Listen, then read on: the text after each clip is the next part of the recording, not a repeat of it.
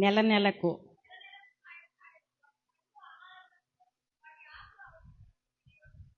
Okay, thank you అండి. ప్రార్థన చేసుకుందాము.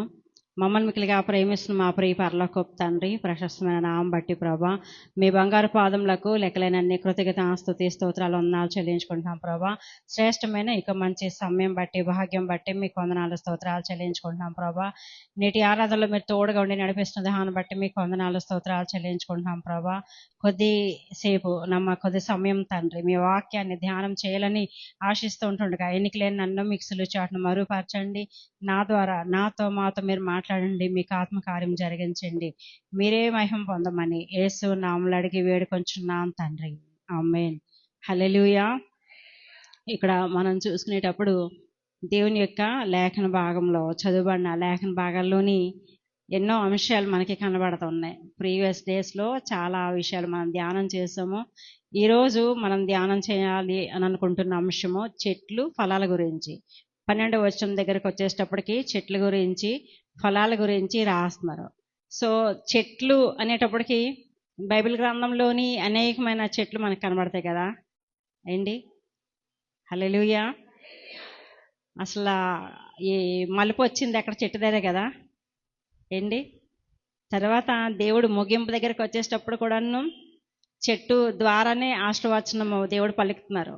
ఏంటి, ఎవరైతే జయిస్తారో వారికి పరదేశంలోని జీవవృక్ష ఫలాన్ని భుజింపనిస్తానని చెప్తున్నారు. సో ముగింపు దగ్గరకు వచ్చినప్పుడు కానీ ప్రారంభం దగ్గరకు వచ్చినప్పుడు కానీ చెట్లు మనకి కనబడుతున్నాయి. అయితే మానవుని కూడాను దేవుడు చెట్లతో పోలిస్తూ ఉన్నారు. చెట్లతో పోలిస్తుండేటప్పుడు బైబిల్ గ్రంథంలోని అనేక రకములైన చెట్లు మనకి కనబడుతున్నాయి. ఆ చెట్లు ద్వారా దేవుడు మనతో మాట్లాడుతున్నారు కదా. ఎందుకు అని మనం ఆలోచన చేసినప్పుడు దేవుని తాలూకా ఉద్దేశం ఏంటి, దేవుని తాలూకా ప్రణాళిక ఏంటి, దేవుడు ఎందుకు చెట్లతో పోలిస్తున్నారు అని మనం ఆలోచన చేసినప్పుడు చెట్లు ఎప్పుడు కూడాను మరి ఏ చోట అయితే మనం నాటుతామో ఆ చోటనే అవి ఉంటాయి కదండి. హల్లెలూయా. ఇంకోటి మనకి ప్రాముఖ్యమైన విషయం జ్ఞాపకం చేసుకుని అనుకుంటే, ఎవరినైనా మనము ఆస్వాదించాలి అని అనుకునేటప్పుడు పచ్చగా ఉండడాన్ని ఆస్వాదిస్తాం. అవునా కదా, అవునా కదా. మళ్ళీ ఇంకోటి ఏదో ఉంటుంది, 3 పువ్వులని 6 కాయలుని, ఇంకోటి సస్యశ్యామలంగా ఉండాలని. ఇలాగా మనము ఒక పంటతోటి చెట్లతోటి ఫలంతో మనం పోల్చి వాళ్ళని ఎవరినైనా సరే ఆస్వాదిస్తూ ఉంటాం. బర్త్డేలకో మ్యారేజ్ డేలకో లేకపోతే వాళ్ళ వివాహం అయినప్పుడు ఈ రీతిగా మనం ఎవరినైనా ఆస్వాదించాలనుకునేటప్పుడు మనం ఆస్వాదిస్తూ ఉంటాం. సో ప్రతిదీ కూడాను చెట్టు అనేది పచ్చగా ఉంటే బాగుండేది, నిండుగా ఉండేటప్పుడు ఇంకా అందంగా మనకి కనబడుతూ ఉంటుంది. సో ఇప్పుడు మనం ధ్యానం చేసినప్పుడు ఈ చెట్ల దగ్గరికి వచ్చేటప్పటికి బైబిల్ గ్రంథంలో చెట్లు అవనియండి, బయట చెట్లు అవనియండి, ప్రతి చెట్టుకి కూడాను మరి చెట్లకి రకరకాలైన పార్ట్స్ ఉంటాయి కదా. రకరకాలైన పార్ట్స్ ఏంటంటే ఆకులన్నీ, కొమ్మలన్నీ, తర్వాత దాన్ని కాండం అని, తర్వాత ఇంకా పువ్వులు అని, కాయలని, ఇంకా రూట్స్ వేర్లు, రకరకాలవన్నీ మనకి కనబడతాయి. ఇంకా కొన్ని రకాలైన చెట్లకి బెరడు కూడాను ఉపయోగిస్తారు, దానికి తోలు కదా, బెరడును కూడాను ఉపయోగిస్తూ ఉంటాం. సో ఇప్పుడు మనం చూసుకునేటప్పుడు బైబిల్ గ్రంథంలో దేవుడు ఇక్కడ పోల్చినప్పుడు ఏ చెట్ల గురించి దేవుడు చెప్తున్నారు, నా భక్తుడిని 4 రకాలైన లెవెల్స్లోకి, లోతుల్లోకి తీసుకుని వచ్చినప్పుడు ఆ యొక్క లోతుల్ని పోల్చిన తర్వాత ఆ లోతులన్నీ కూడాను ఆ యొక్క భక్తుడు వెళ్ళిన తర్వాత ఆ రిటర్న్ అయిన సందర్భంలోని ఆ నదికి ఇరువైపులా కూడాను చెట్లు ఉండడం అన్నది మనం చూస్తున్నాము. ఆ యొక్క చెట్లు చూసినప్పుడు అవన్నీ కూడాను చాలా నిండుగా ఉంటున్నాయంట. చాలా నిండుగా ఉండేటప్పుడు క్రింది వచనం దగ్గరకు వచ్చేటప్పటికి నెలకి కూడాను కాయలు వస్తున్నాయి, పళ్ళు వస్తున్నాయని చెప్తున్నారు. అసలు ఏ చెట్టు అయినా సరే నెలకి కాయ వస్తుందండి? నెలకి రాదు కదా. మామూలుగా కొన్ని రకాలైన ఫ్రూట్స్ ఉంటాయి కదా, సీజనల్ ఫ్రూట్స్, కేవలం అవి ఆ యొక్క సీజన్లోనే అవి వస్తాయి. ఇప్పుడు టెక్నాలజీ బాగా పెరిగిపోవడం వలన ఏం జరుగుతుందనంటే అనేక రకాలైన మందులు వేసి హైబ్రిడ్ అవి ఇలా చేసి మనకి నిత్యము కూడాను కొన్ని రకాలైన ఫలాలు మనకి అందుబాటులోకి వచ్చేలాగా చేస్తూ ఉన్నారు. కొన్ని ఫలాలు అయితే సంవత్సరం అంతా కూడాను కాస్తాయి, కానీ నెలకి కూడాను కాయవు.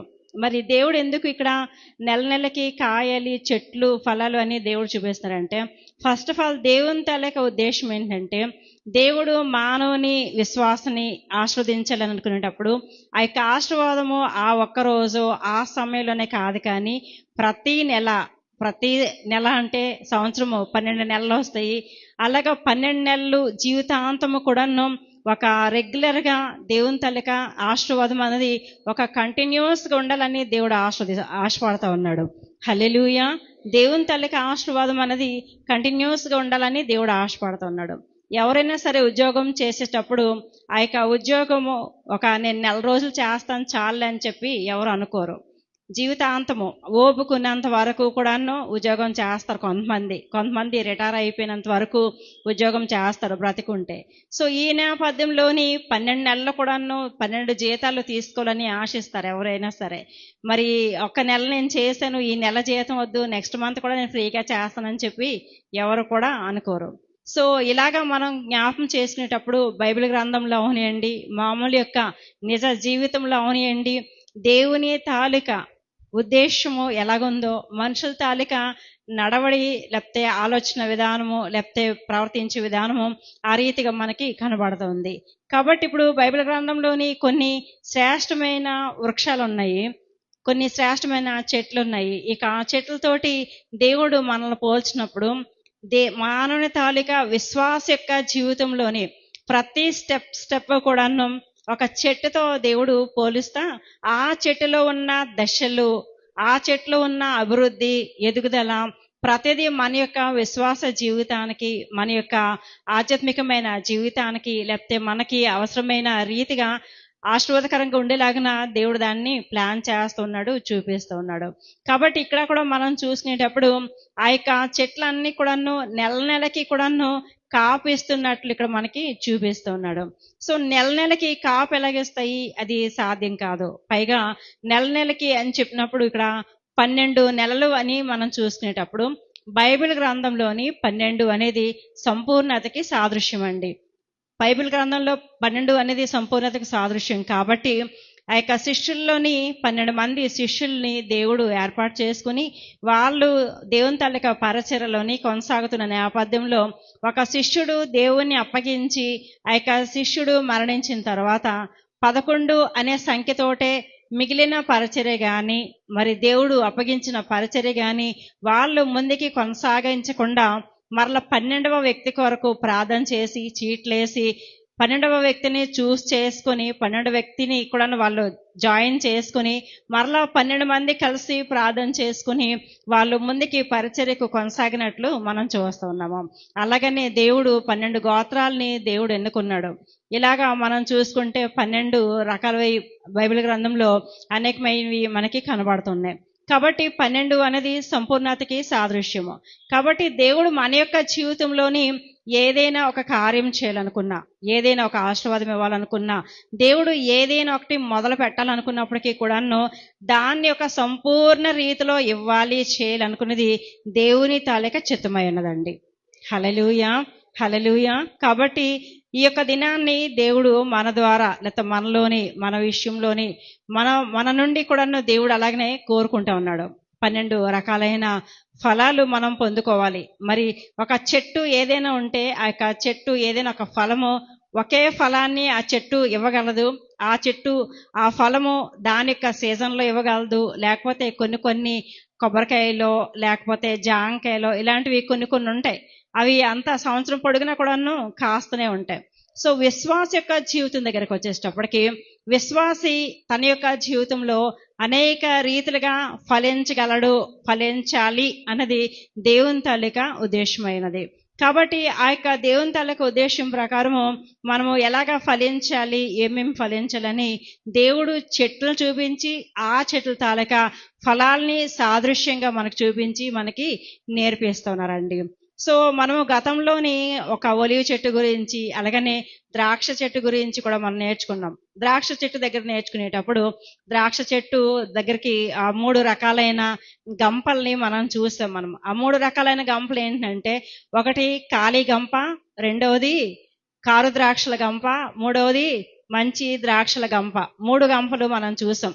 ప్రతి ఒక్క విశ్వాస యొక్క జీవితంలో కూడాను ఉదయాన్నే మన ముందు ఈ 3 రకాలైన గంపలు ఉండాలండి. ఈ 3 రకాలైన గంపలు ఉండేటప్పుడు ఆ రోజు ఆ యొక్క జీవిత ప్రయాణంలోని మన తాలిక నడవడి, మాటలు, చేతలు, నడతలు, ప్రతిదీ కూడా ఆలోచన విధానము ఏ గంపని నింపుతా ఉందన్నది మనకి తెలుసుకోవాలి. దాన్ని బట్టి మనము ఇంకా దేవునికి అనుకూలంగా ఉండడానికి, అలాగనే దేవుని తాలూక విషయంలోని ఒక మంచి గంప, ఫలాన్నిచ్చే గంప నింపబడేలాగిన మనం నింపడానికి దేవుడు సహాయం చేస్తారు. అలాగనే రాత్రి పండుకునే ముందు కూడాను మనం ఆలోచించాలి. ఒకసారి ఆలోచించుకునేటప్పుడు కూడాను ఆ 3 గంపలు కూడాను మన ముందుకు రావాలి.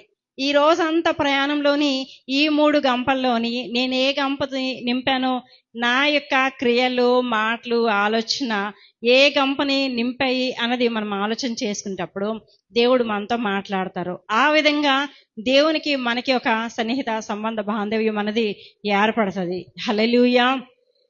మనుషులు దేవునితో ఒక సన్నిహిత సంబంధ బాంధవ్యం కలిగి ఉండాలని దేవుడు కోరుకుంటూ ఉన్నాడు. కాబట్టి ఆ యొక్క సన్నిహిత సంబంధ బాంధవ్యం కలిగి ఉండడం కొరకు మరలా దేవుడు చెట్లని చూపిస్తున్నాడండి.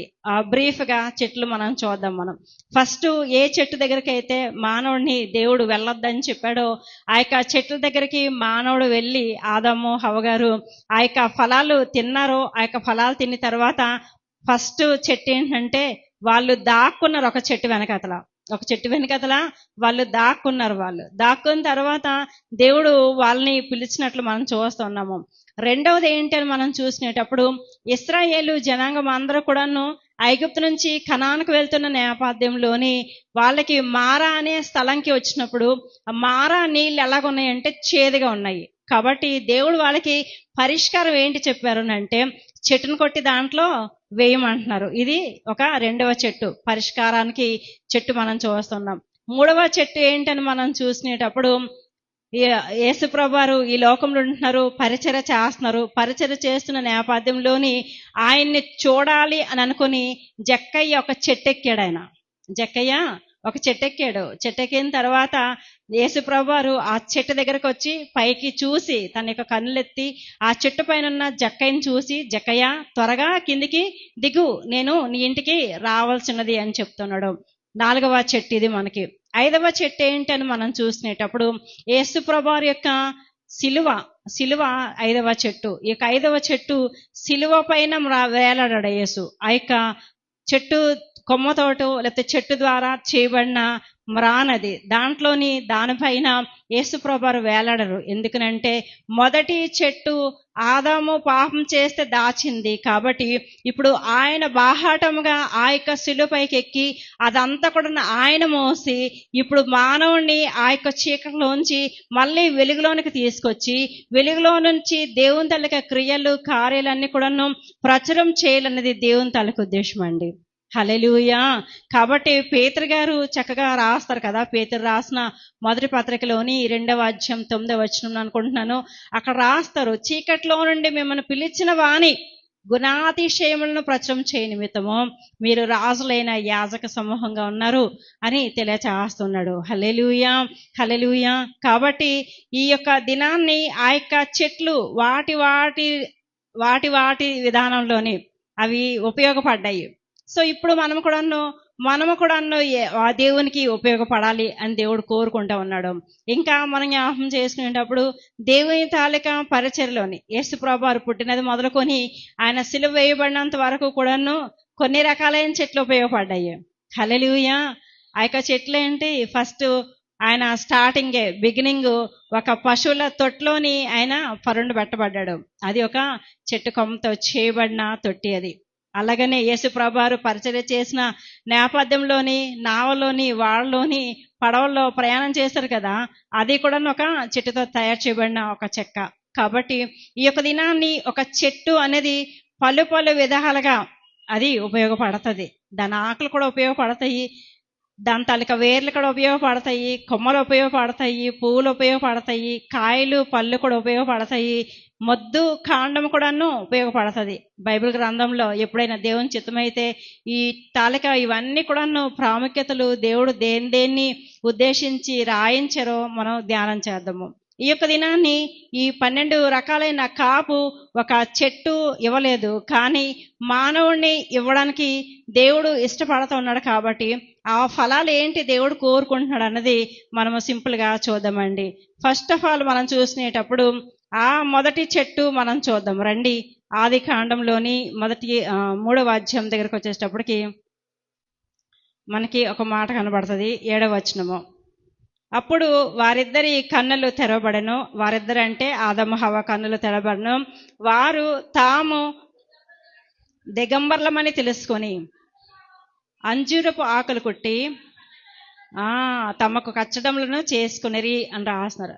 ఫస్ట్ ఇక్కడ మనం చూసినప్పుడు అంజూరపు ఆకులు ఆ యొక్క ఆదము హవ్వల తాలిక పాపమును కప్పడానికి, వాళ్ళు అంతవరకు కూడాను దేవుని తాలిక మహిమా వస్త్రములు ధరించి ఆ యొక్క మహిమా వస్త్రంతో వాళ్ళు ఉన్నారు. కీర్తనకారుడు రాస్తున్నాడు కదా, 104వ సంకీర్తన మనం చూసినప్పుడు అక్కడ వాళ్ళు దేవుని తాలిక మహిమా వస్త్రములతోటి దేవుడు ఫస్ట్ ఆఫ్ ఆల్ వారిని అలంకరించారు. కానీ ఎప్పుడైతే వాళ్ళు పాపం చేశారో 104వ కీర్తన 2వ చరణము, వస్త్రము వలె వెలుగును నీవు కప్పుకొని ఉన్నావు, పరిచి ఉన్నావు. చాలండి. అంటే దేవుడు తన యొక్క వెలుగులోని వాళ్ళని భద్రపరిచారు, వాళ్ళని జాగ్రత్తగా దాచారు, వాళ్ళని జాగ్రత్తగా ప్రొటెక్ట్ చేశారు. కానీ ఎప్పుడైతే ఈ యొక్క పాపము చేయబడారో, అపరాధం చేయబడిన తర్వాత అవన్నీ కోల్పోయాక ఇప్పుడు వాళ్ళు ఒక దిగంబర స్థితిని వాళ్ళు కలిగి ఉన్నారు. కాబట్టి వెంటనే చెట్ల దగ్గరకు వెళ్ళిపోయి ఒక చెట్టు ఆకులు, మంచి ఆకులను తీసుకొని, అంజరపు చెట్టు ఆకులను తీసుకొని వారి చుట్టూ కూడా కవర్ చేసుకున్నారు. సో ఫస్ట్ మనం చూసినప్పుడు చెట్టు దేనికి ఉపయోగపడింది అంటే కవర్ చేయడానికి ఉపయోగపడింది. దేవుడు మనకి ఈ రోజున ఒక నిబంధన లేకపోతే ఒక ఆజ్ఞ ఏంటి ఇస్తా ఉన్నారు అని మనం చూసినప్పుడు, మనము విశ్వాస యొక్క జీవితంలోకి వచ్చినప్పుడు, యేసుప్రభువు వారి దగ్గరకు వచ్చినప్పుడు, మనము మన యొక్క పాపముల చేతను శాపముల చేతను యేసుప్రభువు వారి యొక్క శిలువ పాదం మీదకి వచ్చినప్పుడు ఆ యొక్క రక్తమును అంతా మనపైన దేవుడు ప్రవహింపచేసి మనల్ని పవిత్రులుగా పరిశుద్ధులుగా దేవుడు చేశారు. కాబట్టి ఇతరులు అనేకులు కూడాను అలాగా ఉన్నటువంటి వారిని రక్షించడం, వాళ్ళటోళ్ళకి మన సువార్త ప్రకటించడం, వాళ్ళని మనం మోటివేట్ చేయడం, లేకపోతే దేవుని ప్రేమను మనం తెలియచేయడం అనేది మన తాలూక బాధ్యత అయి ఉన్నది. దీన్ని మన యొక్క భాషలో మనం ఏం చెప్తామంటే సువార్త అని చెప్తాం. సువార్త అంటే మంచి వార్త. అదేంటి ఆ వార్త అని మనం చూసినప్పుడు పౌలు గారు రాస్తున్నారు కదా, కొరింథీయులకు రాసిన పత్రిక 2వ పత్రికలోని 15వ అధ్యాయంలోని 3-4 వచనాలు ఇలా రాస్తున్నారు. క్రీస్తు మీ కొరకు ఆయన చనిపోయారంట, 3వ దినాన్ని లేపబడ్డారు, ఆయన పునరుద్ధరణుడయ్యారు అని చెప్పి అక్కడ రాస్తున్నాడు. అంటే 3 రోజులు మన కొరకు ఎందుకు ఆయన ఆ యొక్క సమాధిలో ఉన్నారు, ఆయన ఎందుకు మరణించరు అంటే మన యొక్క పాపములన్నీ కూడాను ఆయన తన పని వేసుకొని మనకి విడుదల అనుగ్రహించడం కొరకు, మనకి విమోచన అనుగ్రహించడం కొరకు. కాబట్టి దాని నుంచి మనకి విముక్తి కావాలని దేవుడు ఒక కార్యం చేశారు. ఆయన చేసిన దాన్ని మనమేం చేయాలంటే దేవుడు ఇలాగ చేశారు అని చెప్పి అనేకులకు ప్రకటించాలంట. సో అనేకులకు ప్రకటించడము మన బాధ్యత అయినప్పుడు ఎట్ ద సేమ్ టైం దానికి వ్యతిరేకంగా ప్రకటించే వారు కూడా ఉండకపోతారా అండి? హల్లెలూయా. యేసు ప్రభువారి యొక్క మరణము గురించి కానీ పునరుద్ధాన గురించి కానీ వ్యతిరేకంగా ప్రకటించాలి, నిరూపించాలని ఎంతో మంది ఎన్నో రకాలైన ప్రయోగాలు చేశారు, ప్రయత్నాలు చేశారు. కానీ అవన్నీ కూడాను చాలా విఫలమైపోయాయి. ఒక ఎగ్జాంపుల్ మీకు చెప్పాలని నేను ఆశపడుతున్నాను. డాక్టర్ ఫ్రాంక్ మ్యారిస్ అన్న ఆయన 1930 సంవత్సరంలోని అతను చాలా గొప్ప డాక్టర్. ఆయన గొప్ప డాక్టర్ అయ్యేటప్పుడు మహాజ్ఞాని కూడాను.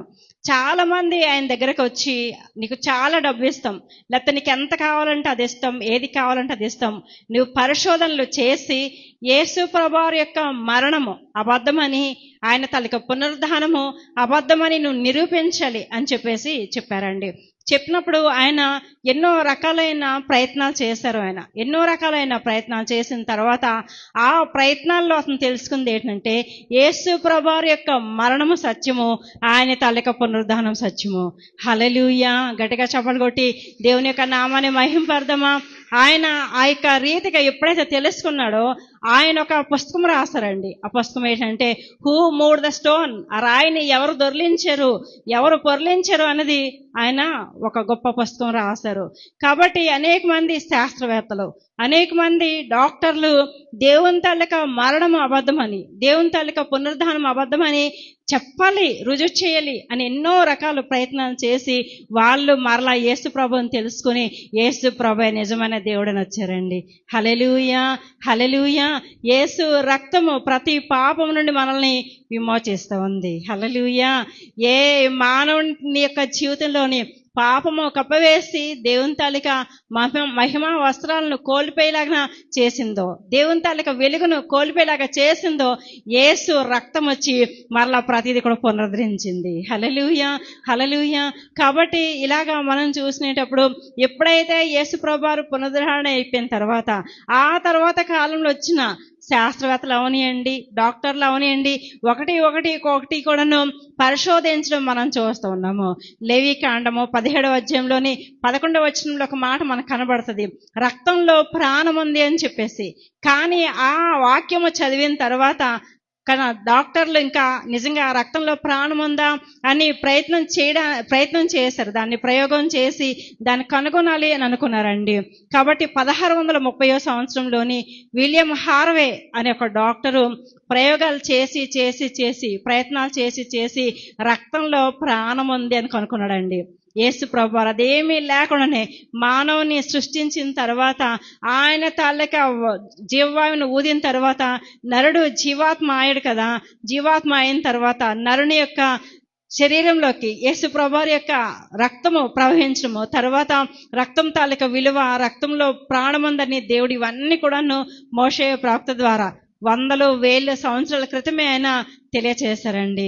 హల్లెలూయా, హల్లెలూయా. ఈ యొక్క దినాన్ని బయట ఏదైనా సరే ప్రపంచంలోని ఏ ప్రయోగాలు జరుగుతున్నాయి, శాస్త్రవేత్తలు కానీ డాక్టర్లు కానీ చూస్తున్నారంటే దానికి సొల్యూషన్ ఏదైనా ఉందంటే బైబిల్ మాత్రమే. గట్టిగా చెప్పలు కొట్టి దేవునికి నామమున మహిమ పరదుమా.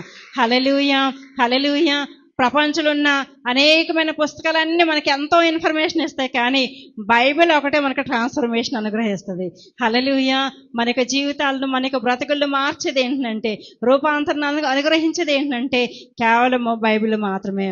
కాబట్టి ఇప్పుడు మనం చూసినప్పుడు అంజూరపు చెట్టు ఆకులు, అంజూరపు చెట్టు ఏం చేస్తుందంటే కప్పేదిగా ఉండేటప్పుడు దేవుడు తన యొక్క బిడలు మరి ఏ పాపంలో కప్పబడిపోతా ఉన్నారో, ఏ శాపంలో కప్పబడిపోతా ఉన్నారో, ఏ బంధకాల్లో కప్పబడిపోతా ఉన్నారో దేవుడు నిన్ను నన్ను ఏం చేస్తున్నారంటే వాళ్ళ దగ్గరికి వెళ్ళి యేసు ప్రభు యొక్క రక్తము ద్వారా, యేసు ప్రభు యొక్క మరణ పునరుద్ధాన ద్వారా మీకు విడుదల కలగబోతా ఉందని మనం చెప్పే రీతిగా దేవుడు మనం ఫలించాలని కోరుకుంటూ ఉన్నాడండి.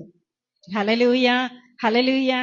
చాలా సింపుల్. అన్ని ఫలాల కంటే నేను ధ్యానం చేసిన దాంట్లోని ఇదొకటే నాకు చాలా సింపుల్గా అనిపించింది. ఎందుకంటే ఈ మధ్య కాలంలోని అనేక మంది పరిచయం అవుతున్న నేపథ్యంలోని ఒకరిని గమనించుకుంటుంటే వాళ్ళ తాలూకా హృదయంలోని దేవుని కొరకు మేము ఏదైనా ఫలించాలి, పనిచేయాలని ఆతృత ఎంతగానో కనబడుతుంది. ఈ ఏవిఏ రోడ్లోనే ఒక సహోదరి ఉంటారు. ఆ యొక్క సహోదరికి పోలియో ఏదో ప్రాబ్లం ఉంది. అయితే ఆమె ఎప్పుడు మంచం మీద ఉంటారండి. ఎవరైనా సరే హెల్ప్ చేయాలి, ఆమె వాష్రూమ్కి వెళ్ళాలన్నా ఏం చేయాలన్నా కూడా ఎవరో ఒకరు హెల్ప్ కావాలి. ఆ మంచం మీద ఉన్న వ్యక్తి ఆమె వాట్సాప్ల ద్వారా, స్టేటస్ ద్వారా ఆవిడ చాలా మందికి వాక్యము రీచ్ అవేలాగా చేస్తున్నారు.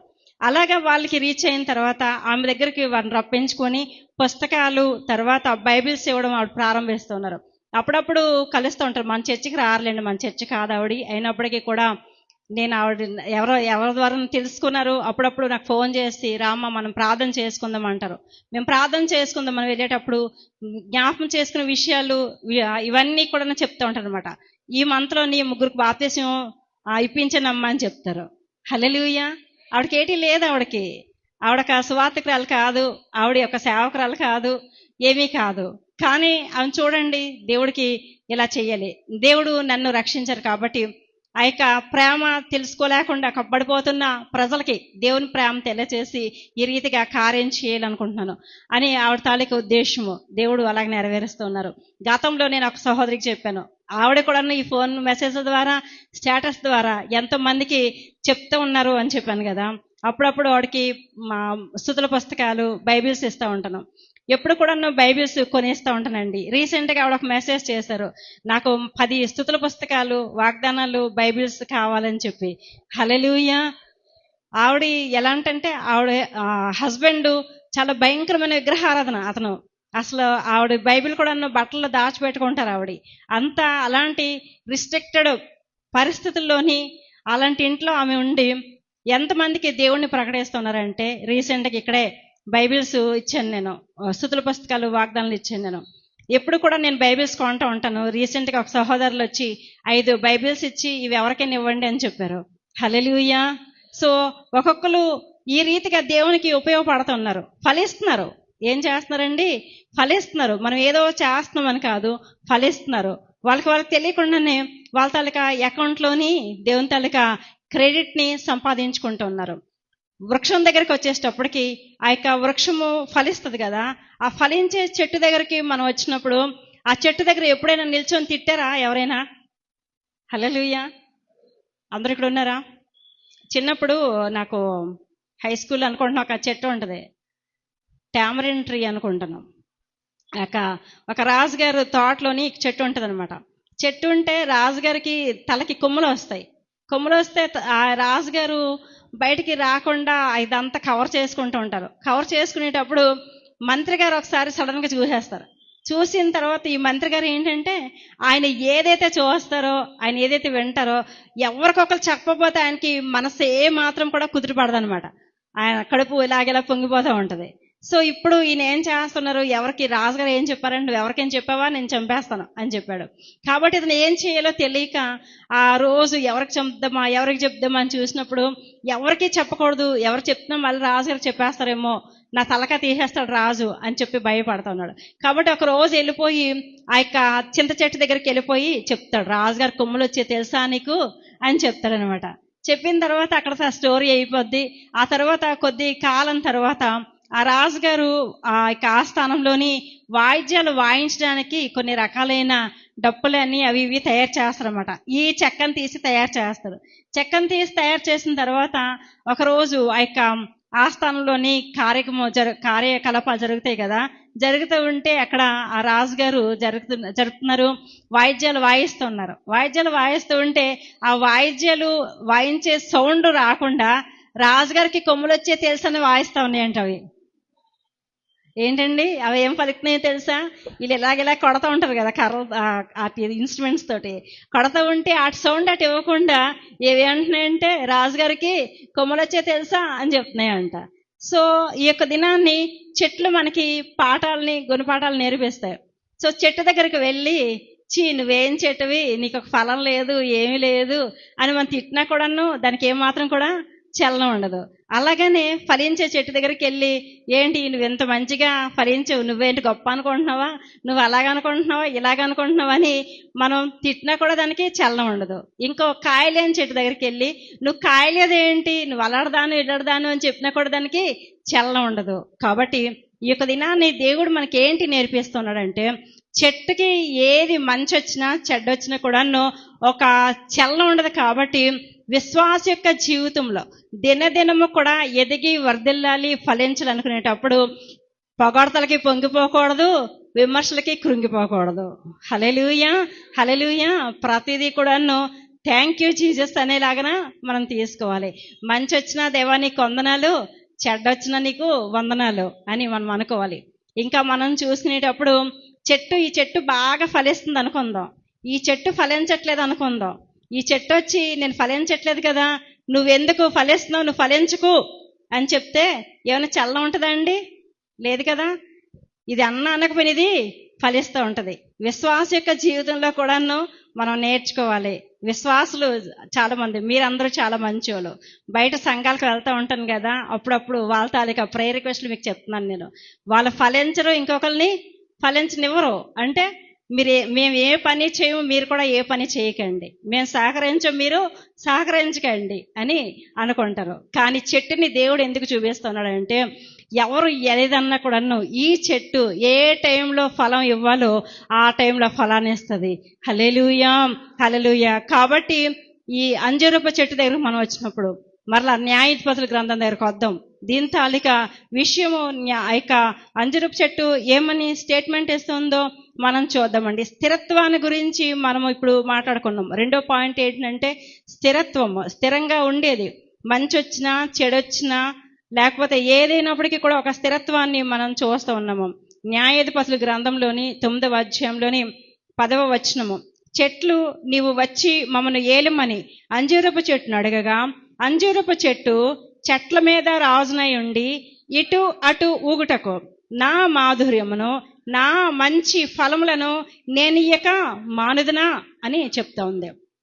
అంటే ఇటు అటు ఊగడం అని అనుకునేటప్పుడు అసలు పైన యెహెజ్కేలు గ్రంథంలోని 4 లెవెల్స్ మనం చూసాం మనము కదా, గుర్తుందా ఎవరికైనా? చీలమణి లోతు, మొలలోతు, మోకాల లోతు, మొలలోతు, ఎదలేనంత లోతు. మొలలోతు దగ్గరికి వచ్చినప్పుడు మనం ఒక అనుభవం చెప్పాం. ఇటు అటు కూడాను ఊగే స్థితి అది. కాబట్టి ఆ ఊగే స్థితిలోని మానవుల జీవితంలోని, విశ్వాస జీవితంలోని సరిగా వర్ధిల్లత లేకపోవడము, సరిగా అభివృద్ధి లేకపోవడం అనేది మనం గమనించగలుగుతాము. కాబట్టి ఈ 4 ఎక్స్పీరియన్సెస్ మనకి ఏంటి నేర్పిస్తున్నాయి అంటే, ఫస్ట్ స్టేజ్ కానీ లెర్నింగ్ నేర్పిస్తుందంట. తర్వాత ఏం నేర్పిస్తుంది? ఫస్ట్ స్టేజ్ ఏంటంటే సాల్వేషన్, రక్షణ. ఆ యొక్క ఫస్ట్ లోతు ఏంటి? సాల్వేషన్, రక్షణ. రెండవ లోతు ప్రార్థన జీవితానికి, కాబట్టి అది లెర్నింగ్ స్టేజ్ అది.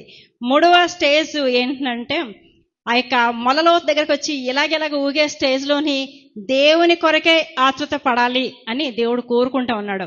ఆ ఆతృత పడే కోరిక, ఆశ మనకు హృదయంలో ఉండేటప్పుడు 4వ స్టేజ్ దగ్గరకు వచ్చేటప్పటికి బర్నింగ్ స్టేజ్, దేవుని కొరకు మండే స్థితి, ఆశ మనకు హృదయంలోకి వస్తుందండి.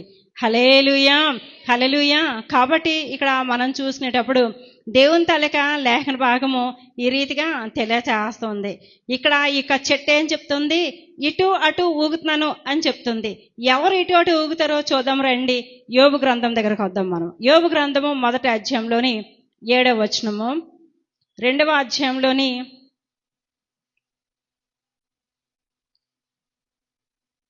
యెహోవా నీవు ఎక్కడ నుండి వచ్చితివని వాణ్ణి అడగగా, అపవాది భూమి మీద ఇటు అటు తిరుగులాడుచు అందులో సంచరించుచు వచ్చితనని యెహోవాకు ప్రత్యుత్తరం ఇచ్చెను.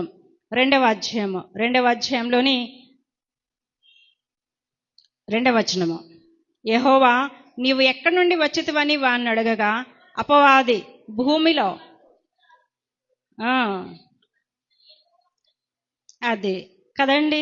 ఇప్పుడు మనం చూసుకునేటప్పుడు ఆ యొక్క అంజరపు చెట్టు ఏం చెప్తుంది? ఇటు అటు నేను ఊగను, నేను ఎక్కడ దేవుడిని పాతాడో అక్కడ స్థిరంగా ఉండి నా మంచి ఫలాల్ని, నా మాధుర్యాన్ని దేవుడికి ఇవ్వాలని ఇష్టపడుతున్నానని చెప్తుంది. అపవాది ఏం చేస్తున్నాడు? ఇటు అటు కూడా ఊగుతా, ఇటు అటు కూడా తిరుగుతూ ఉన్నాడు. ఎందుకునంటే భక్తుడు చెప్తూ ఉన్నాడు కదా, ఎవరిని మృంగుదునా అని తిరుగుతూ ఉన్నాడు. ఒకవేళ మనం అపవాది గురించి కొన్ని క్వాలిటీస్ చూసేటప్పుడు, ఇక్కడ చెట్టుకి విశ్వాస యొక్క క్వాలిటీస్ మనం చూసినప్పుడు ఫస్ట్ క్వాలిటీ ఏంటంటే చెట్టు స్థిరంగా ఉండేది. కాబట్టి స్థిరంగా ఉండేటప్పుడు దేవుడు దేంతో పోలుస్తూ ఉన్నాడంటే 125వ సంకీర్తన 1వ చరణం దగ్గరకు రాగానే, యెహోవా యందు నమ్మిక ఉంచువారు కదలక నిత్యము నిలుచు సియోను కొండవలే ఉంటారు. కదలరు. దేవుని యందు నమ్మిక ఉంచువారు ఎప్పుడు కూడాను కదలరు. వాళ్ళు ఎప్పుడు కూడాను దేవునిలో స్థిరంగా పాతుకుపోయి, నేను దేవుని కొరకు ఏదైనా చేయగలనా, దేవుణ్ణి ఎలాగా సంతోష పెట్టగలను, దేవుని కొరకు ఎలా ఫలించగలను, దేవుని కొరకు ఏమి ఫలించగలను, ఏ క్రియల చేత ఏ కార్యాల చేత దేవుడు సంతోషపడతాడు అని చెప్పేసి ఆలోచన కలిగి ఉంటారండి. కాబట్టి అంజరపు చెట్టుకు దేవుడు మనకి ఒక ఎగ్జాంపుల్గా, ఒక సాదృశ్యంగా తీసుకుని వస్తూ ఉన్నాడు. ఇక్కడ అదే సాదృశ్యం గురించి మనం చూసినప్పుడు ఒక క్లారిటీ దేవుడు ఇస్తూ ఉన్నాడు. ఇటు అటు ఊగితే ఎలాగ ఉంటుంది పరిస్థితి అనేది దేవుడు మనకి తెలియచేస్తున్నాడు. అపవాది దగ్గరకు వచ్చేటప్పటికి అపవాది తాలూకా క్వాలిటీస్ ఏంటి? చెట్లో ఏ క్వాలిటీస్ లేవు, అపవాదిలో ఏ క్వాలిటీస్ ఉన్నాయి అని దేవుడు మనకు నేర్పిస్తున్నాడు. అంటే ఫస్ట్ క్వాలిటీ అపవాది దగ్గరకు వచ్చేటప్పటికి ఈ 2 అధ్యాయాల ద్వారా ఏంటి చెప్తున్నాడంటే నేరారోపణ చేస్తున్నాడు. నింద మోపే ఒక గుణం అనేది మనం చూస్తూ ఉన్నాము. ఏంటి ఆ గుణము? యోబు తన మట్టుకు తాను ఉంటున్నాడు, కానీ అపవాది ఏం చేస్తుంది? ఇటు అటు తిరుగుతా దేవుడి దగ్గరికి వెళ్ళి దేవుడికి కంప్లైంట్ చేస్తుంది, నేరం మోపుతుంది, నింద మోపుతుంది. అన్నీ ఇచ్చేసావు కాబట్టే ఆ యొక్క వ్యక్తి అలాగున్నాడు అని చెప్తుంది. కానీ ఇక అంజూరపు చెట్టు దగ్గరికి వచ్చేటప్పటికి అంజూరపు చెట్టు స్థిరంగా ఉంది కదా దేవునిలోని, కాబట్టి దేవుని యందు నమ్మకించువారు, దేవుణ్ణి ఆశ్రయించి వారు ఎలాంటి వెట్ట కలిగిన కూడాను వాళ్ళ తాలిక కాపు మానరు అని ఎక్కడ చెప్తున్నాడంటే ఇర్మియా గ్రంథము 17వ అధ్యాయంలోని 9వ వచనము మనం చూసినప్పుడు 7-8 వచనాలు అనుకుంటున్నాను, అక్కడ ఇలాగా రాస్తూ ఉన్నాడు.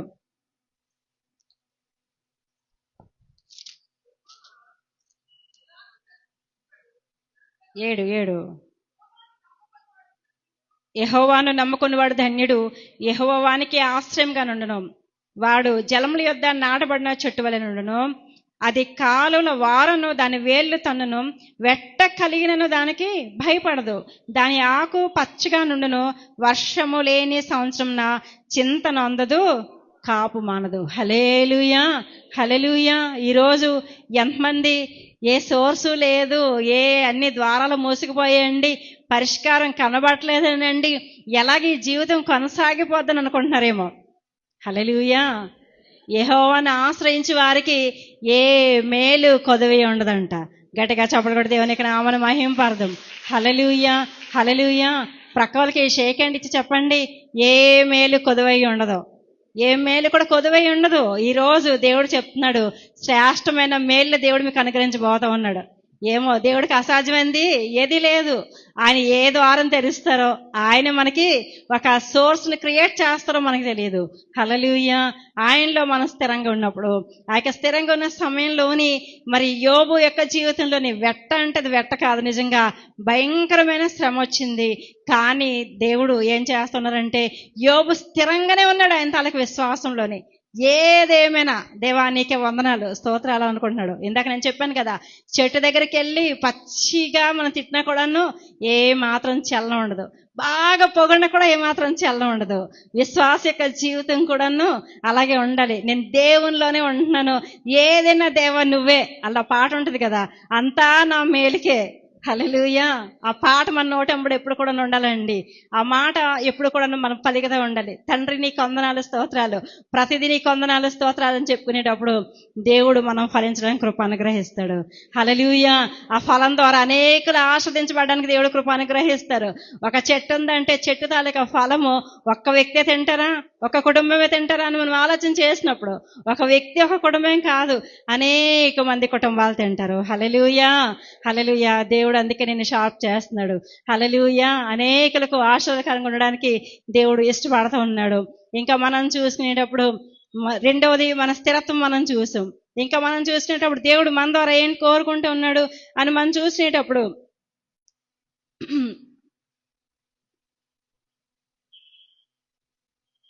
హల్లెలూయా. బైబిల్ గ్రంథంలోని అనేకమైన చెట్లని దేవుడు మనకి సాదృశ్యంగా చూపిస్తూ ఉన్నారు.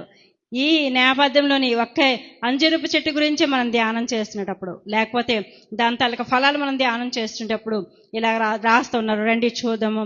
మొదటి సమూయేలు గ్రంథము 30వ అధ్యాయం దగ్గరకు వచ్చేటప్పటికి 11-12 వచనాలు. పొలములో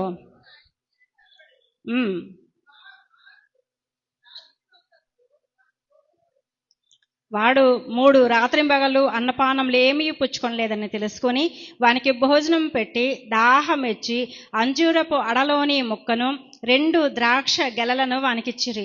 వాడు భోజనము చేసిన తర్వాత వాని ప్రాణము తెప్పరిల్లను.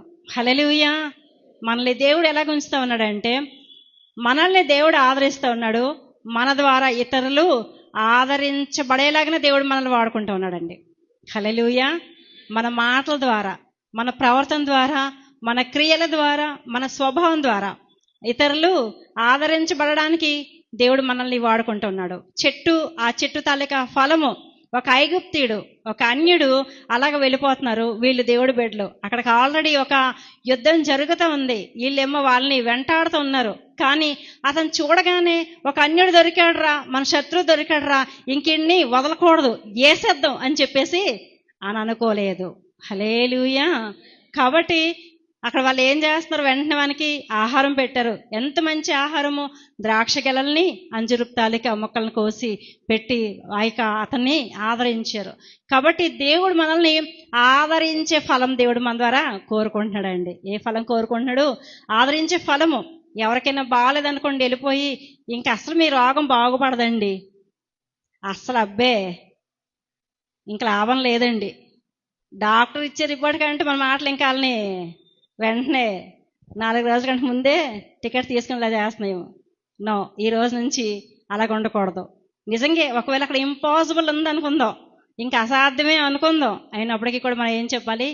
దేవుడికి అసాధ్యమైనది ఏది లేదండి, దేవుడు కార్యం చేస్తారు. హల్లెలూయా. ఆ మాటలు ఎంత ధైర్యాన్ని ఇస్తాయి, ఆ మాటలు ఎంత ఆదరణ అనుగ్రహిస్తాయి, ఆ మాటలు మన యొక్క ప్రాణాలని ఎంత తెప్పరిలా చేస్తాయి. ఎప్పుడైనా ఒకటి మనం గమనించాలి, ఒక వ్యక్తిని మనం గాయం చేసినప్పుడు, బాధ పెట్టినప్పుడు, వాళ్ళు బయటికి మనకేం అనకపోయినా కూడా మనసులో చెప్పించుకుంటారు. తెలిసిన వాళ్ళకి తెలియని వాళ్ళకి వాళ్ళ తాలూకు బాధ కొలది వాళ్ళ మాటలు చెప్పుకునేటప్పుడు వాళ్ళు కూడాను చెప్పిస్తారు ఆటోమేటిక్గా. కాబట్టి అంటే ఈ మధ్యకాలంలో నేను బాగా గమనించి చెప్తున్నాను నేను మీకు.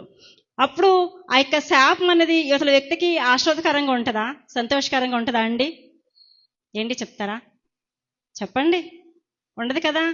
అదే మనం ఆ యొక్క వ్యక్తులకి ఒక ఆశీర్వచనం పలికి వాళ్ళ యొక్క జీవితంలో సంతోషం కలిగి ఒక కార్యం చేసాం అనుకోండి, వాళ్ళు ఎంత సంతోషిస్తారు. నాకులాంటి వాళ్ళు అనుకోండి, మెలకు నన్నుసేపు దేవ పలానోళ్ళు నాకు ఇలా చేస్తారు, చాలా థ్యాంక్స్ అండి అని చెప్తాను నేను. హల్లెలూయా. ఒక బెస్ట్ ఎగ్జాంపుల్ చెప్తాను నేను. అప్పుడప్పుడు పరిచయకి వెళ్తూ ఉంటాం కదా, బాగా టైర్డ్ అయిపోతూ ఉంటాం. ఇంట్లో సరైన సర్వెంట్ మేడ్ లేరు, ఎవరు నాకు మంచి ఫుడ్ పెట్టేవారు లేరు. నేను చేసుకుంటాను నేను, కానీ అప్పుడప్పుడు బాగా శరీరం టైర్డ్ అయిపోతూ ఉంటుంది. నా యొక్క శరీరం ఏంటంటే చూడడానికి చాలా బాగున్నానేమో, కానీ 16 సంవత్సరాలు భయంకరంగా మేము బ్లీడింగ్ ప్రాబ్లంతో బాధపడ్డాను. రక్తం అంతా పోయి నిజంగా అసలు బతకూడదు, కానీ దేవుడు తన యొక్క పరిచయ కొరకు నన్ను బతికించారు. అలాగే నాకు 4 మేజర్ సర్జరీస్ నా యొక్క శరీరం పైన జరిగాయి. ఇలాంటి దీంట్లో కూడా పరిచయం చేస్తుంటే అప్పుడప్పుడు అనుకుంటాను నేను, ఈ సమయంలోని మంచి హోమ్ ఫుడ్ తింటే బాగుంటుందేమో అని అనుకుంటాను నేను. దేవుడు ఎంత గొప్పవాడో తెలుసా? ఆదరించే దేవుడు కదా. వాక్యం ఏం సెలవిస్తుంది? యెషయా 66:13లోని, ఒక నీ తల్లి వాడిని ఆదరించినట్లు నేను మిమ్మల్ని ఆదరిస్తాను అని చెప్పి దేవుడు వాక్యం సెలవిస్తూ ఉన్నాడు. రాత్రి 11:30 అయిన తర్వాత ఒక మంచి తల్లి, దేవుడు భౌతికంగా తల్లి కాదు, కానీ ఒక తల్లి ద్వారా నాకు ఒక మెసేజ్ ఇస్తారు. అక్క, మీరు భోంచేశారా? పరిచర్యకి వెళ్ళొచ్చారా? టైర్డ్ అయిపోయారా? భోంచేశారా అని అడుగుతారు. అడిగేటప్పటికి ఇంకా చేస్తానమ్మా, ఇప్పుడే వచ్చాను కదంటే, చేయకండి, నేను మీ కొరకు మంచి వేడివేడిగా వైట్ రైస్, మీకు నచ్చిన కర్రీ వండి తీసుకొస్తానని ఆ అర్ధరాత్రి అప్పుడు వండుకొని తీసుకొస్తారు. హల్లెలూయా. అద్భుతమైన దేవుడు కదా. నేను నిజంగా ఈ మాటలు ఇప్పటికి ఎన్ని దగ్గర మెసేజ్కి వెళ్ళానో, ఆ బిడ్డను ఆస్వాదించండి అని చెప్తాను నేను. ఎంతమంది నేను షేర్ చేసుకుంటాను, నేను ఆ బిడ్డను ఆస్వాదించండి అని చెప్తాను నేను. హల్లెలూయా. మనకి ఎవరైనా ఒక మంచి చేసినప్పుడు, మనకి సంతోషం కలిగే కార్యం చేసినప్పుడు, దేవునికి కూడా నేను చాలాసార్లు చెప్తాను నేను, ప్రభా టైర్డ్ అయిపోయే సమయం, ఎవరైనా పడుకోవాలి ఈ టైంలో నన్ను అనుకుంటారు, కానీ అప్పుడు వాళ్ళ నిద్ర మానుకొని అప్పుడు నా కొరకు ప్రయాసపడి తీసుకొస్తున్నారు, వారికి ఎన్ని ఆస్వాదాలు మీరు ఇస్తారో నాకు తెలియదు అని ఎన్నిసార్లు ప్రార్థన చేస్తాను నేను. హల్లెలూయా. ఒక కీడు చేసి, అంటే వాక్యమే ఉంటది, కీడు చేసే దానికంటే మేలు చేసి అవతల వాళ్ళకి ఆనందం కలుగు చేసే వచ్చే ఆశీర్వాదము, ఆ యొక్క ఆనందము ఎంతో మన యొక్క జీవితంలోని గొప్ప కార్యం చేస్తుందండి. హల్లెలూయా, హల్లెలూయా. కాబట్టి 3వ గొప్ప కార్యం ఏంటంటే ఆదరణ కలిగించే ఫలాన్ని దేవుడు మన ద్వారా కోరుకుంటూ ఉన్నాడు. కాబట్టి ఈ యొక్క దినాన్ని మన యొక్క జీవిత ప్రయాణంలోని దేవుడు 12 ఫలాలు అక్కడ కోరుకుంటున్నాడంటే, ఏ యొక్క చెట్టుకి కూడాను సంవత్సరానికి 12 కాపులు కాయడం అనేది సాధ్యం కాదు. కానీ ఒక విశ్వాసికి, ఒక సేవకులకి, దేవుని తాలూకా బిడ్డలకు మాత్రమే సాధ్యం అది. 12 రకాలైన ఫలాలు ప్రతిరోజు, ప్రతిసారి, ప్రతి సందర్భంలో ప్రతి ఒక్క విషయంలో కూడాను దేవుని మహింపరిచే రీతిగా, అనేకులకు సంతోషపరిచే రీతిగా ఫలించడానికి సాధ్యము. హల్లెలూయా.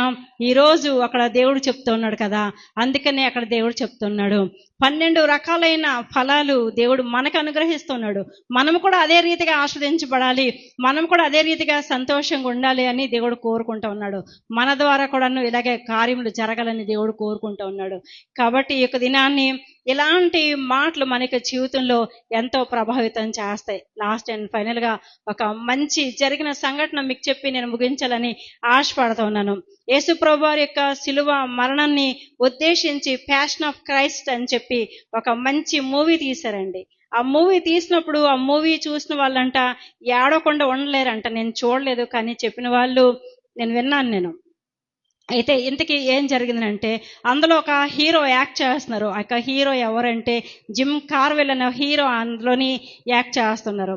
ఆయన యాక్ట్ చేస్తున్న నేపథ్యంలోని ఆయనకి కొరడాతో కొట్టే సన్నివేశం వచ్చింది కదా. ఆ కొరడాతో వచ్చిన సన్నివేశం వచ్చినప్పుడు న్యాచురల్గా ఉండాలి అని చెప్పేసి ఆయన యొక్క శరీరం పైన ఒక ఆర్టిఫిషియల్ స్కిన్ ఒకటి తయారు చేసి ఆయన శరీరానికి అతికించి న్యాచురల్గా ఆయన ఒక హ్యూమన్ బాడీ లాగా, మానవ శరీరంలాగా ఉండేలాగా చూపించడానికి ప్రయత్నం చేశారు. ఆ కొరడాతో కొట్టేటప్పుడు కొరడాకి 4 రకాలైన ఆ యొక్క ఇవి ఉంటాయి కదా, వాటిని ఏమంటారంటే గాలం ఉంటుంది. ఆ గాలం ఉండేటప్పుడు ఇలా కొట్టగానే ఒక మాంసపు ముద్ద అన్నది బయటకు వచ్చేస్తుంది. యేసుప్రభు వారికి అలా చేశారు. అయితే ఇప్పుడు ఈయనకి కూడా కొంతవరకు అయినా సరే మనం చూపించాలి, ప్రజలకి అవగాహన తెప్పించాలి అని ప్రయత్నం చేశారు. అయితే ఆయనకి కొరడాతో కొడుతున్న నేపథ్యంలోని ఒక కొరడా దెబ్బకు మాత్రము నిజంగా ఆయనకి ఆర్టిఫిషియల్ స్కిన్కి దాటి లోపలున్న నిజమైన శరీరంకి చర్మంకి తగులుకోగానే వెంటనే కేకలు పెట్టడం, ఆయన గట్టిగా అరిచేసి మరి బాగా బ్లీడింగ్ అయిపోయి అక్కడ ఫెయింట్ అయిపోయాడు. ఆయన ఫెయింట్ అయిపోయిన తర్వాత వెంటనే ఆయనకి హాస్పిటల్కి తీసుకుని వెళ్ళారు. హాస్పిటల్కి తీసుకుని వెళ్ళిన తర్వాత 16 కుట్లు పడాయండి. 16 కుట్లు పడిన తర్వాత ఎవరైతే ఈ సినిమా తీస్తున్నారో డైరెక్టర్ని పిలిచి అడిగారు కదా, అయ్యో ఒక్క కొరడా దెబ్బ నాకు ఒకటి తగిలిన తర్వాత, ఒక గాలంకి నాకు తగిలిన తర్వాత 16 కుట్లు పడి ఇంత రక్తం పోయి ఇన్ని రోజులు నేను హాస్పిటల్ ఉన్నాను, ఇంతలాగా అనారోగ్యం ఫేస్ చేశాను కదా, అటువంటిది యేసు ప్రభువారు 39 కొరడా దెబ్బలు తిన్న తర్వాత ఆయన శరీరంలో ప్రతి మాంసపు ముద్ద బయటకు వచ్చేసిన తర్వాత, అంత రక్తం పోయిన తర్వాత ఆయన ఎలాగ జీవించారు, ఆయన ఎలాగా మనకి మరలా ఇలాగా ఎలా ప్రేమించారు, ఇంత ఎలాగ తట్టుకున్నారు అని చెప్పి అడిగారంట. హల్లెలూయా. అర్థమవుతుందా అండి? కాబట్టి అప్పుడు ఆయన వెంటనే డైరెక్టర్ చెప్పారంట, అదే యేసు ప్రభువారి యొక్క ప్రేమ. హల్లెలూయా. అదే యేసు ప్రభువారి యొక్క ప్రేమ. అంత ప్రేమించారు ఆయన మనల్ని, అంత ఆయన మనల్ని ఆదరించారు, అంత ఆయన మన హత్తుకున్నారు ఆయన. హల్లెలూయా. కాబట్టి వెంటనే ఆయన, అయ్యో ఇలాంటి యేసు ప్రభువుని యొక్క పాత్ర నేను పోషిస్తున్నానా, నేను ఎంత ధన్యుడిని, ఈ రోజు నుంచి నేను నిజంగా ఆయన కొరకు సాధనగా వాడబడతాను నిర్ణయం తీసుకున్నాడు ఆయన. గట్టిగా చప్పట్లు కొట్టి దేవుని యొక్క నామాన్ని మహింపరదమ్మా. ఈరోజు ఆయన దేవుని కొరకు ఫలించడానికి ఇష్టపడాడు. మాధుర్యమైన ఫలాలు దేవుడికి ఇవ్వడానికి ఇష్టపడాడండి. మన యొక్క జీవితంలో మనము దేవుని దగ్గర ఏదైనా అడిగితే, ప్రభా మధురం లేనిది, రుచి లేనిది, పనికిరాంది నాకు ఈ తండ్రి అని అడుగుతామా? ఎప్పుడైనా సరే ప్రభా శ్రేష్టమైనది ఇవ్వండి ప్రభా అని అడుగుతామా? హల్లెలూయా. దేవుడు కూడా మన దగ్గరకు వచ్చి అలాగే అనుకుంటాడు, నా బిడ్డ నీ శ్రేష్టమైన నీ యొక్క సమయాన్ని నాకు ఇవ్వి, శ్రేష్టమైన నీకు ఆరోగ్యాన్ని నాకు ఇవ్వి, నీ శ్రేష్టమైన పనులు మాటల ద్వారా, ఇక క్రియల ద్వారా, కార్యాల ద్వారా ఆ ఫలాన్ని నాకు ఇవన్నీ దేవుడు కోరుకుంటా ఉన్నాడండి. కాబట్టి ఈ యొక్క దినాన్ని దేవుడు 12 రకాలైన ఫలాల్ని మనకు అనుగ్రహిస్తూ ఉన్నాడు. మనం కూడా అలాగే ఫలించాలని కోరుకుంటున్నాడు.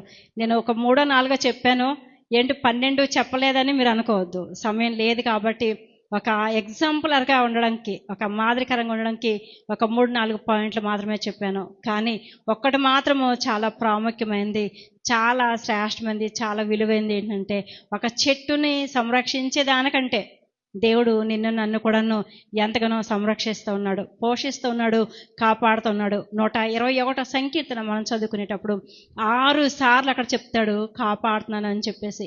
దేవుడు కునికక నిద్రపోక మనల్ని కాపాడుతున్నాడు, పోషిస్తున్నాడు, సంరక్షిస్తున్నాడు. మనము రోజు రోజుకి కూడాను ఎదగాలి, వర్ధలాలని ఒక దేవుడి తాలూకా ఆశ ఏంటో తెలుసా? కీర్తనకారుడు ఇలా రాస్తున్నాడు 144వ సంకీర్తనలోని 12వ చరణం మనం చూసినప్పుడు, మా కుమారులు ఎదిగిన మొక్కల్లాగా ఉన్నారు, మా కుమార్తెలు నగరనకే చెక్కబడిన మూల కంబల్లాగా ఉన్నారని చెప్తున్నారు. రెండిటికి కూడాను కొద్ది వేరియేషన్ మనకు కనబడుతుంది. మొక్క ఎప్పుడు కూడాను మొక్క వేస్తే మొక్కలాగా ఉండిపోదు. అది రోజు రోజుకి కూడా పెద్దదయ్యి పెద్ద చెట్టుగా, వృక్షంగా మారి అనేక సంవత్సరాల దీర్ఘాయువును కలిగి ఏ సంవత్సరాల తరబడి ఒక చెట్టు ఒకసారి మనం వేసామంటే ఒక్క తరంలో తింటారా అండి? లేదు కదా.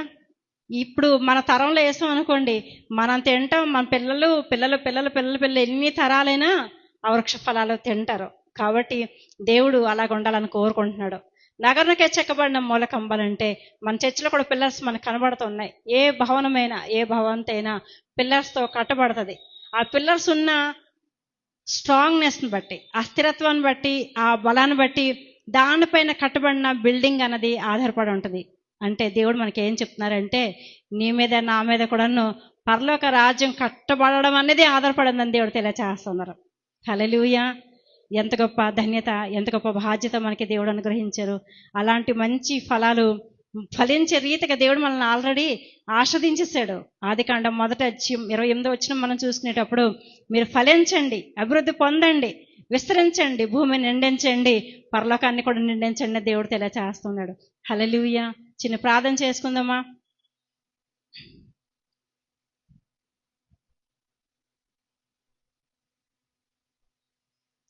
పది మాసాలు కూడా దేవుని యొక్క సన్నిధానంలో దేవుని దగ్గర నుండి ఎలాంటి ఫలము కొరకు ఎదురు చూస్తున్నారో, 12 ఫలాలు దేవుడు మీకు ఇస్తున్నాను అనే ఒక గొప్ప ప్రొవిజన్ దేవుడు ఇక్కడ ప్రకటించినప్పుడు ఇంకా అది పొందుకోలేక ఎలాంటి నిరాశ నిస్పృహల్లో మరి ఇంకా ఉన్నారేమో. ప్రభా, 11వ మాసం వచ్చేసింది, ఇంకా జరుగుతుందో లేదో, ఇంకా జరగదేమో, ఈ జీవితం ఇంతేనేమో, ఈ బ్రతికింతేనేమో, ఈ పరిస్థితులు ఎంతేనేమో, ఈ స్థితిగతులు ఎంతేనేమో అని చెప్పి అనుకుంటే ఆదరించడానికి, మన యొక్క జీవితంలో మనం ఫలించడానికి, మన జీవితంలో కూడా శ్రేష్టమైన మంచి ఫలాల్ని అనుగ్రహించలేక దేవుడు గొప్ప కార్యం చేస్తున్నాడు.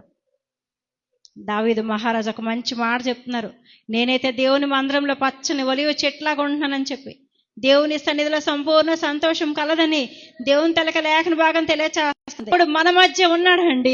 నయోమి, నా యొక్క జీవితము మారైపోయింది అని అంటుంది, కానీ దేవుడు మరల మధురంగా మార్చిన దేవుడు, ఇదిగో అదే దేవుడు మన మధ్య సంచరిస్తున్నాడు.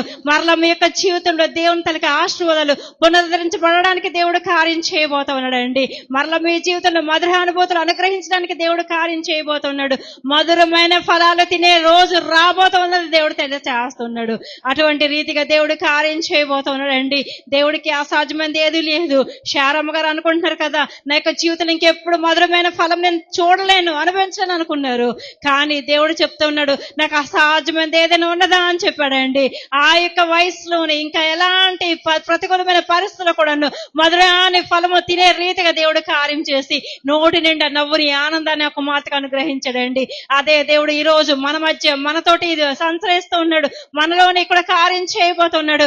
ఎలాంటి చీకట్లు, బంధకాలు, కట్లు మీ మీద ఏలుబడి చేస్తున్నాయో, మీ కుటుంబాల్లోని, మీ గృహాల్లోని, మీకు జీవితాల్లో ఏలుబడి చేస్తా దేవుడు అనుగ్రహించే మధురమైన ఫలాలు తినకుండా చేస్తున్నాయో, నజరుడైన యేసు క్రీస్తు శక్తి కలిగిన నామములో ప్రతి విధమైన బంధకాలన్నీ కూడా కాలిపోను గాకని ప్రకటిస్తున్నాను. ప్రతి కట్లు కాలిపోను గాకని ప్రకటిస్తున్నాను. ప్రతి చీకటి తొలగిపోను గాకని ప్రకటిస్తున్నాను. యేసు నామములో వెలుగు ఇప్పుడే నింపబడిన గాకని ప్రకటిస్తున్నాను. ఇది మొదలుకొని నూతనమైన ఆశీర్వాదాలు ప్రారంభమవును గాకని ప్రకటిస్తున్నాను. నూతనమైన సంతోషమైన ఫలాలు మీరు గాకని ప్రకటిస్తూ ఉన్నాను. ఫలాలు అనిపించదు గాకని ప్రకటిస్తున్నాను. యేసు కొరకు మీరు ఫలించదు గాకని ప్రకటిస్తున్నాను. అద్భుత కార్యములు జరగబోతూ ఉన్నాయండి. ఆశ్చర్య కార్యములు జరగబోతూ ఉన్నాయి. దేవుని తలకి అగ్ని మన పైన కుమరించబడుతూ ఉంటుంది. కానీ అగ్ని నీ యొక్క జీవితంలోని ఆశీర్వాదాన్ని అడ్డగిస్తున్న ప్రతి బంధకాన్ని కాల్చి వేసేస్తుంది. ప్రియమైన దేవుని బిడ్డ, ఇప్పుడే నీ యొక్క జీవితంలో ఆశీర్వాదం విడుదల అవబోతుంది. యేసు నామములో, యేసు నామములో, యేసు నామములో అగ్ని అగ్ని అగ్ని దిగుతూ ఉందండి. అగ్ని ప్రతి విధమైన చీకట్లు బంధకాలను కట్లు కాల్చి వేసేస్తుంది. ఎక్కడ నీ యొక్క ఆశీర్వాదము బ్లాక్ అయిపోయిందో ప్రతి బ్లాక్ యేసు నామములో కాల్చి వేయబడి కాకని ప్రకటిస్తున్నాను. ఇప్పుడే నీ యొక్క జీవితంలో ఇది మొదలుకొని ఈ క్షణం నుంచే మధురమైన రీతిగా ఫలాలు మీరు అనిపించదు గాక. అటువంటి రీతిగా దేవుడు కార్యములు చేయను గాకని ప్రకటిస్తూ ఉన్నాను. యేసు మీకు వందనాలు వందనాలు వందనాలు వందనాలు తండ్రి. మీకు లెక్కలేనన్ని కృతజ్ఞత స్తుతులు స్తోత్రాలు వందనాలు చెల్లించుకుంటున్నాం తండ్రి. ఎవరు ఎలాంటి నిరాశతో ఇక్కడికి వచ్చారో, నిస్పృహలతో వచ్చారో ప్రభా, కన్నీరు కారుస్తున్నారో ప్రభా, ఇంకెంతకాలం కన్నీరు కార్చాలి ప్రభా, ఇంకెంతకాలం భరించాలి ప్రభా, ఇంకెంతకాలం వెయిట్ చేయాలి ప్రభా అనుకుంటూ ఉన్నారో ప్రభా. అయ్యా ఏంటి ప్రభా సమాధానం ఇవ్వట్లేదు, ఎందుకు కార్యం జరగట్లేదో మాకు తెలియదు ప్రభా. ఎన్నో ప్రార్థనలు చేస్తూ ఉన్నాము, ఎన్నో ఉపవాసాలు చేస్తూ ఉన్నాము, ఎన్నో రాత్రుల మీద టైం స్పెండ్ చేస్తూ ఉన్నాము, ఎన్నో నిద్ర లేని రాత్రులు గడుపుతూ ఉన్నాం కదా అని ప్రభా ఎంతమంది ఇక్కడ మొర పెట్టుకుంటూ ఉన్నారో ప్రభా. అయ్యా ప్రభా ఇప్పుడే వాళ్ళ జీవితంలో ప్రభా మంచి టర్నింగ్ పాయింట్ అనుగ్రహించమని ప్రార్థిస్తున్నాను తండ్రి.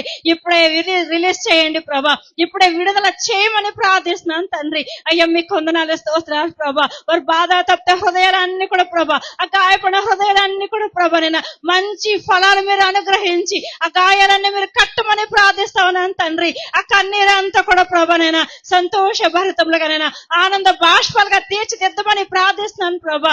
అయ్యా మీకు వందనాలు వందనాలు స్తోత్రాలు చెల్లించుకుంటున్నాం తండ్రి. కుటుంబ యజమానుల వలన, బిడల వలన, భర్త వలన, భార్య వలన, అత్తమామల వలన, ఆర్థిక పరిస్థితుల వలన, అనారోగ్య పరిస్థితుల వలన ప్రభా నేను ఎవరు రక్షణ పొందుకునేదో దాని వలన, వైవాహిక జీవితంలో సమస్యల వలన, నేను గర్భఫలం లేకపోవడం వలన, రక్షణ లేకపోవడం వలన, ఏ కారణాలు ప్రభా నీ ప్రియబిడ్డ యొక్క జీవితంలో చేదు ఫలాలు తినే రీతిగా చేస్తున్నాయో ఇప్పుడు యేసు నామములో ఆ చేదు ఫలాలన్నీ మధురమైన ఫలాలుగా మార్చబడి కాకని ప్రకటిస్తూ ఉన్నాను. ప్రతి కుటుంబంలో సంతోషం దయచేయండి. కుటుంబాలు